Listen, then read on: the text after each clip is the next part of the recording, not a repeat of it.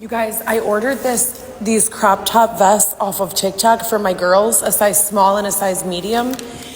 I got them for $5 each. It was $30 with shipping for 2 vests. These are nice. These are actually really nice from TikTok Shop.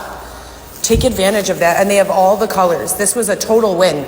At Target, these are $30 for 1. I'm really happy with this purchase. So we just dropped off to the big kids.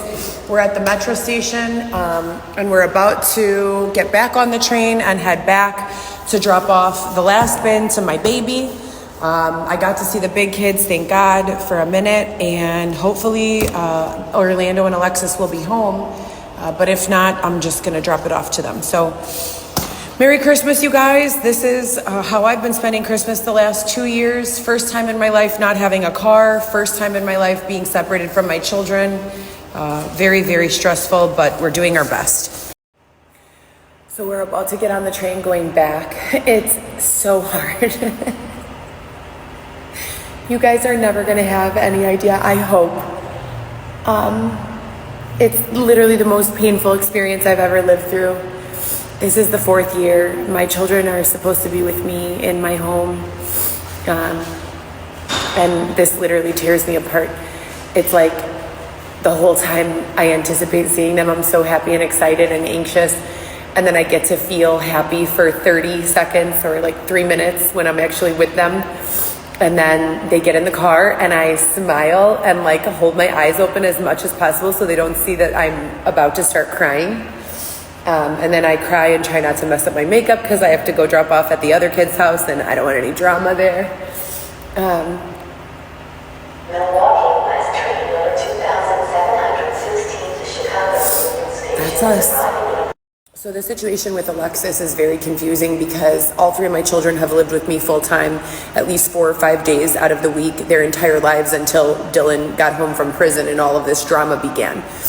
When that happened, they had to go temporarily stay with their fathers, and temporarily has turned into 4 years, and I've been ignored every time I file a petition with the court system. I have legal custody, but I have nowhere to live.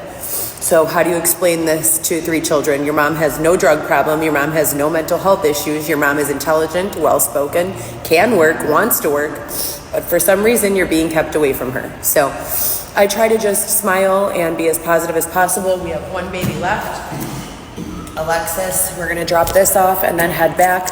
Hopefully all is well with our stuff. That's another point of anxiety. Like, we locked it up, but you know, it's been a long time, all day, so we have to hurry back. Anyone who's donated, again, thank you guys so much. I really appreciate it. Anyways, the situation with Alexis is that on May 26th, after 3 years of seeing her at any time, they never once told me I couldn't see her. Her father and I didn't really get along, but we also didn't really fight, you know, one of those relationships. I went and took her to the park. I'm the primary parent. He was more of a weekend dad before all of this, and she lives together with me and her other 2 siblings. So I took her to the park May 26th after seeing her regularly, speaking to her regularly. On May 26th, he said she has a dance recital. Do you want to come? I said, absolutely I do. He called me 2 hours later and said, Alexis is not going to be able to speak with you for a while. And I said, what do you mean? And he said, you need to get help, and hung up the phone. I have not spoken to him or my child since then, other than every month when I go there to drop off food or gifts for her, he starts an argument with me. This is not Orlando's fault. This is the corruption surrounding this entire case.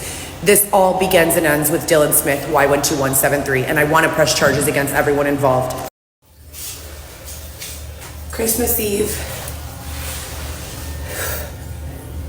2023.